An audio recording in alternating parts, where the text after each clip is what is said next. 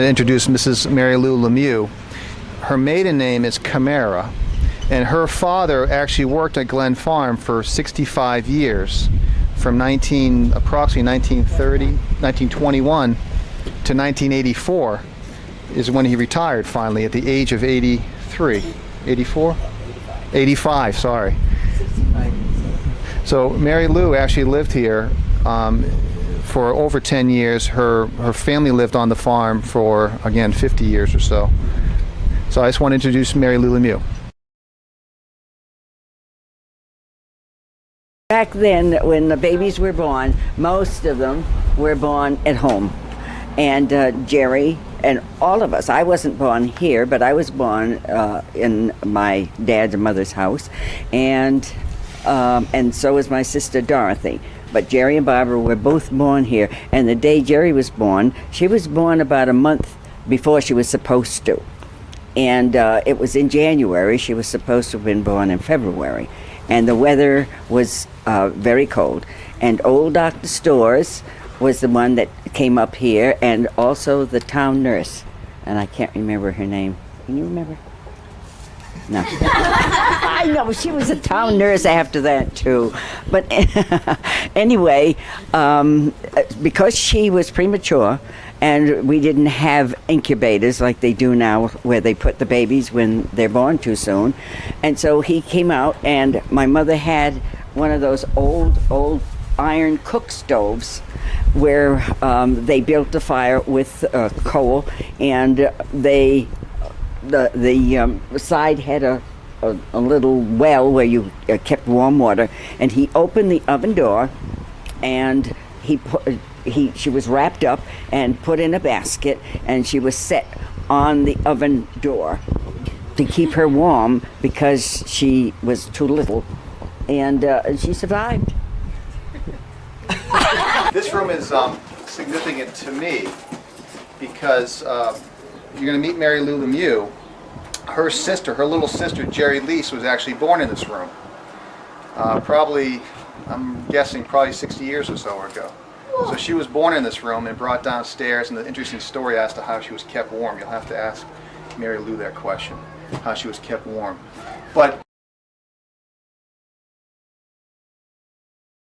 it wasn't practically nailed down out through that window. And we used to put it right here on the porch.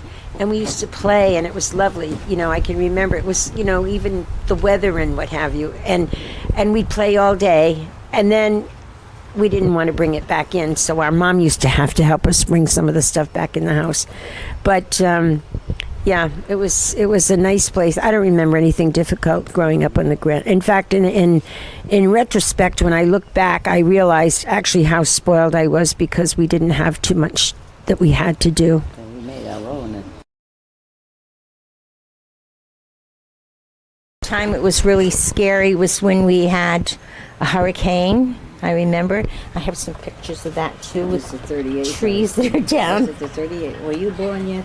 No, I was not born in 38, thank you. We were here. I was born the year after. Shortly before that. I was born in 1939, the year after the hurricane. But there's some pictures. Well, this is up on the main road, but I do have some that were taken right around the house here, I think. Oh, you can pass that around if you like. Yeah. That was a lovely, the trees arched like this.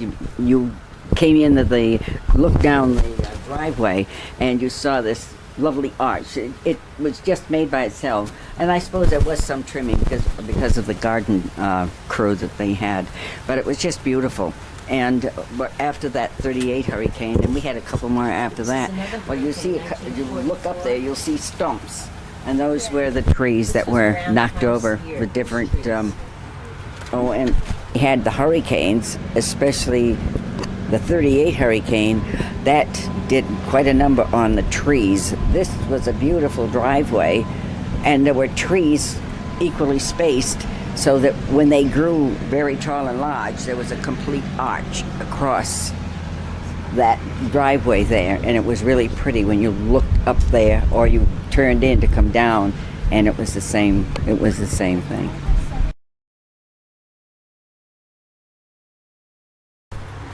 I wanted to show you this because this is my dad, and he was the foreman here at the Glen. And this was one of the last of the animals raised here on the farm. It was called the Camara bull because it was my dad that raised him. So to him, it was not hard work.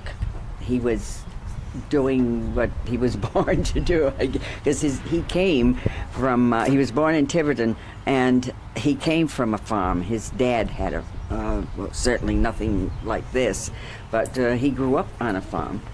And going down to meet Dad on Sunday when he did his chores, and this is way back when he was a herdsman, and he milked the cows with another man. He had chores, they called them, well, every day, but on Sunday he still had to do it. And I'd go down with my mother. This was before Jerry was born, and Barbara, and we'd walk down the drive here with my mother and my next to the oldest sister, and go down and go in the cow barn and watch them bring the cows in and watch them milk the cows. And we'd visit the bulls quite a distance away. And they had horses, but they were... My dad was the foreman, and he had a lot of crews that he would send out to do this, that, or the other. And they used to hay in the fields and make big bales of hay and all, but my father always worked with him because he loved what he did. It was a marvelous place. This is my dad, and you can pass it around. And this bull was one of the last of the cattle raised here on the farm. It's a white And, chalet. Yes. And they call this the Camara bull. Named after my dad. Named after my dad. Yeah.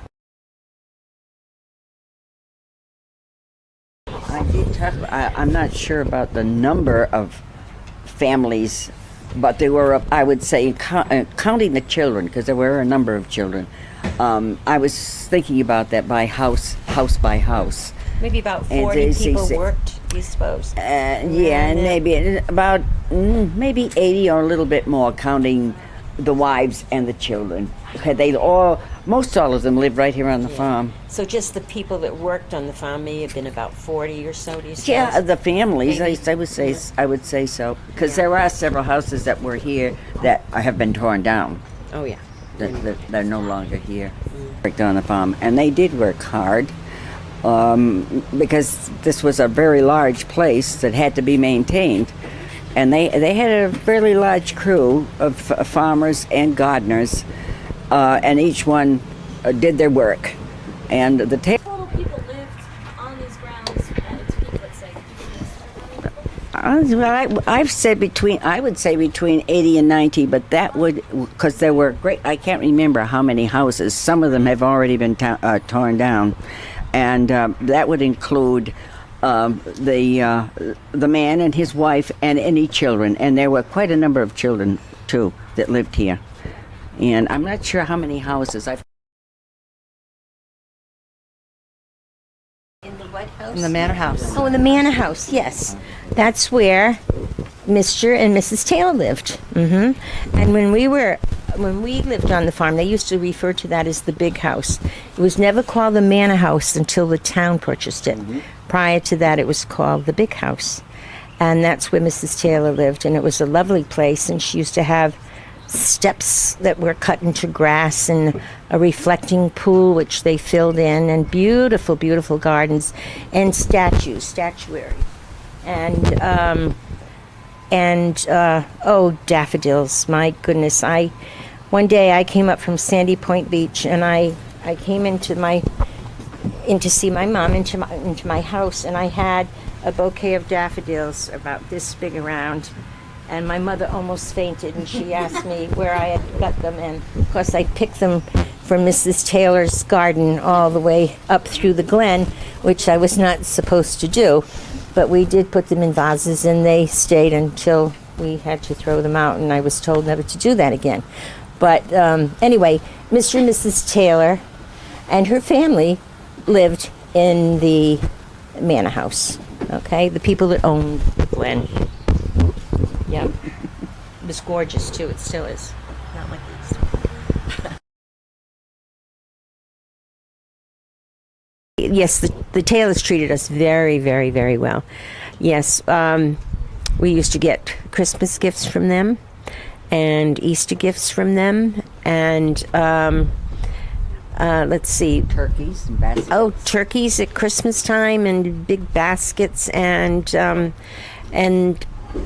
we lived in the houses, they were rent free, and my dad even got a salary, and they paid him up until the time he died, which was at the age of 91. So they continued to pay him even after he retired at the age of 85. He worked on the Glen for 65 years. So they were very, very generous, very, very kind, and not only that, they were.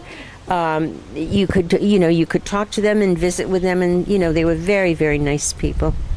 Taylors were very, very generous, very nice people. We lived here rent free, and they paid the electricity, they paid the telephone, except for any long distance calls that my parents might have made. And they also furnished the fuel, which was coal. And every Christmas and every Easter, the children all got gifts and big baskets and huge turkeys, depending on how large your family was. And they were just very generous. When each one of us, my sisters and I, when we got married, Mrs. Taylor visited and gave us each $50 as a wedding present. They were simply generous and very nice. What size turkey would have been? I don't know as too many people knew this that lived off the farm, but when we lived here, and anybody who lived here that was an employee of the Taylor farm lived here rent-free.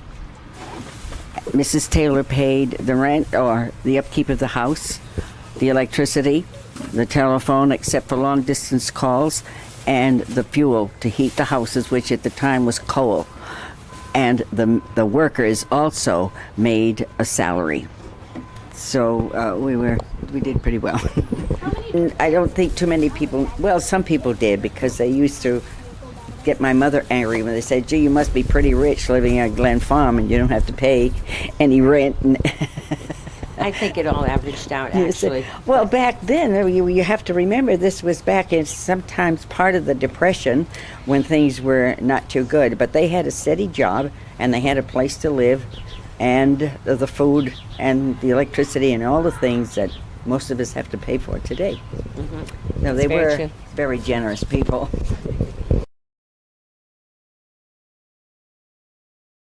She wasn't here for several weeks or months at a time, but I can remember one summer when she had fireworks down on the lawn of the big house, and everybody that lived on the farm and their families attended, and it was quite a spectacular thing because I wasn't even married yet, so it was just us girls. And my sister Barb was scared to death and plugged up her ears and put her head in my mother's lap and didn't want to see anything.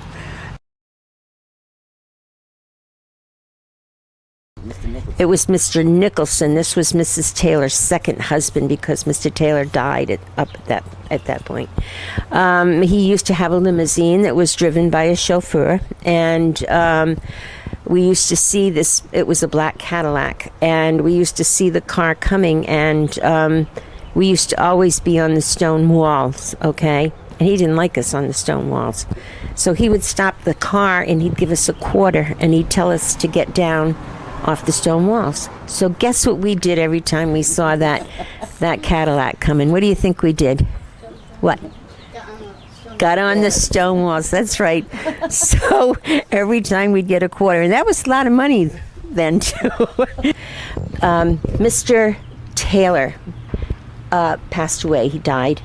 And Mrs. Taylor remarried a Mr. Nicholson. And they used to have a black Cadillac that they used to drive around the Glen in, a very, very expensive car. And he didn't like my other sister that was also born in this house, who is no longer here. He didn't like us on the stone wall. But when he saw us walking on the stone wall, he would tell us to get off and he'd give us a quarter. So guess what we did every time we saw that car come? We got up on the stone wall, that's right, and we'd get a quarter. Wasn't that funny?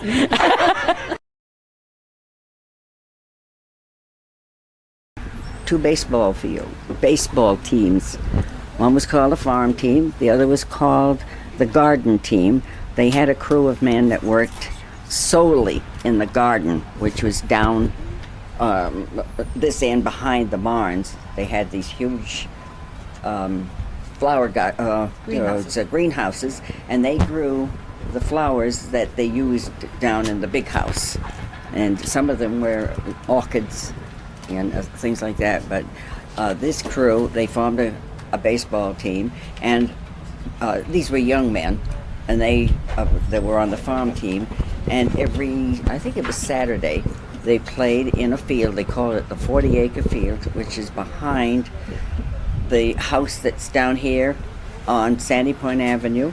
And from there on down is all those new lovely houses down there. And there was a 40-acre field where Mrs. Taylor built a regular baseball field. And we used to go down and watch the two teams play every Saturday. They only played with each other, the crew and the farm team. And that was another thing we had to look forward to. Well, this was before the Second World War, and before 1941, and before Pearl Harbor. Oh yes, this is the team, and this was the farm team, and that was the garden team. That's the only names that they had. These were the men that worked on the farm itself. They're the ones that did the farm work and took care of the animals. And these men here were the ones that worked in the garden and the greenhouses. And this is where they raised flowers and plants of all kinds, including orchids, for them to use at the big house or the manor house. Beautiful flowers. And these young men were the ones that worked there, and they also took care of mowing the grass and keeping the land really pretty, and they took care of the landscapes down at the manor house too. But each one had their job, and they only played each other. They didn't play any outside teams.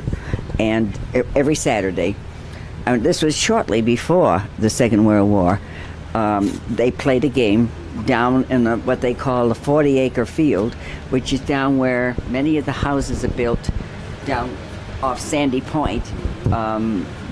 They've built houses in that large field now. It's no longer the 40